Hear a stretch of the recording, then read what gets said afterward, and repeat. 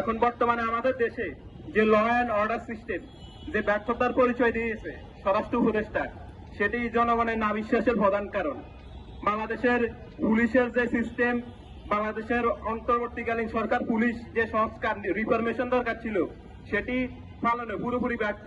আর স্বরাষ্ট্র উপদেষ্টা উনি ওনার জায়গা থেকে কি কাজ করতেছে আজ পর্যন্ত আপনারা দেখতে পাবেন না যে দৃশ্যমান একটি কোনো কার্যকর পদক্ষেপ নিতে। উনি আছেন শুধু ব্রিফিং এ। এই ব্রিফিং তো জনগণ চায় না। জনগণ চায় এই রাস্তায় যাতে রাতে 2টা হোক, রাতে 3টা হোক, দুপুরে 1টায় হোক, দুপুর 2টা হোক, মোহাম্মদপুর কিংবা গুলশান যেখানেই হোক, সেখানে জনগণ শান্তিতে জনগণের নিরাপত্তা চায়। জনগণ চায় না যে আপনি স্বরাষ্ট্র উপদেষ্টার অফিসে বসে বসে ব্রিফ করবেন আর জনগণ সেই ব্রিফ চাইবেন। এটা তো জনগণ চায় না। জনগণের নিরাপত্তা চায়।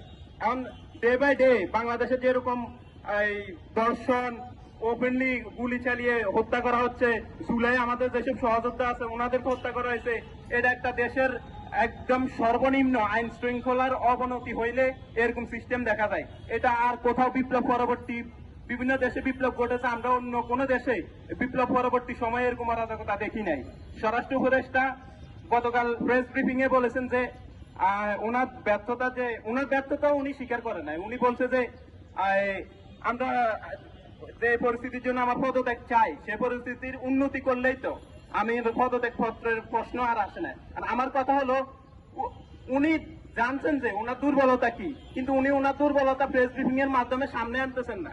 কিন্তু উনি ওনার দুর্বলতার যে সিস্টেমে আগানো উচিত, যে প্রসিডিউরের মাধ্যমে উনি ওনার সিস্টেমটা দুর্বলতা কাটিয়ে উঠবেন, যে সংস্কার করার কথা পুলিশ হোক, র্যাব, বক্তব্য যেখানেই হোক, সে সংস্কার উনি করতেছেন না, শুধু করতেছেন প্রেস ব্রিফিং। এই প্রেস ব্রিফিংটা আমরা চাই না। আমাদের দাবি একটাই, উনি ওনার ব্যর্থতা স্বীকার করে আরেকজনের হাতে যে দায়িত্বটা তুলে দিয়ে আমাদের জনগণের যে নিরাপত্তা, সার্বিক নিরাপত্তা, এটা বাস্তবায়ন করুক। সরকারের কাছে আমাদের একটাই দাবি, জননিরাপত্তা। আমার বোন যেখানে সেখানে ধর্ষণের শিকার হচ্ছে, আজকেও বিভিন্ন জায়গায় বিভিন্ন রকমের ঘটনা ঘটছে। দেশের আইন শৃঙ্খলা কোথায় আছে আমরা জানি না। ইন্টারিম সরকার কিন্তু ডে বাই ডে তাদের ব্যর্থতার পরিচয় দিচ্ছে। সংস্কার বলে বুলি আওড়াচ্ছে, কিন্তু প্রকৃতপক্ষে সংস্কারের যে আমরা যেরকম একটা থিম দেখার কথা বাংলাদেশের বিপ্লব পরবর্তী সময়ে বাংলাদেশ যেটা আশা করছে, কিন্তু জনগণ সেটার কোন রকমের বাস্তবায়ন এই সরকার করতে পারে নাই। তারা যদি ব্যর্থতার পরিচয় দেয়, তাদের জায়গায় আরেকজনের সাবস্টিটিউট করে দেয়। তবুও আমরা সফল হিসেবে ইন্টারিম সরকারকে আমরা সবসময় সাপোর্ট দিয়েছি। এই সরকারকে আমরা সফল হতে দেখতে চাই, কিন্তু সফলতার ব্যর্থতার দায় লুকাবে আরেকজনের কাঁধের উপর ভর দিয়ে এরকম বিপ্লবী সরকার আমরা চাই না। আমরা দ্রুত দেশের সার্বিক আইন বাস্তবায়ন করে জননিরাপত্তামূলক একটি দেশ চাই।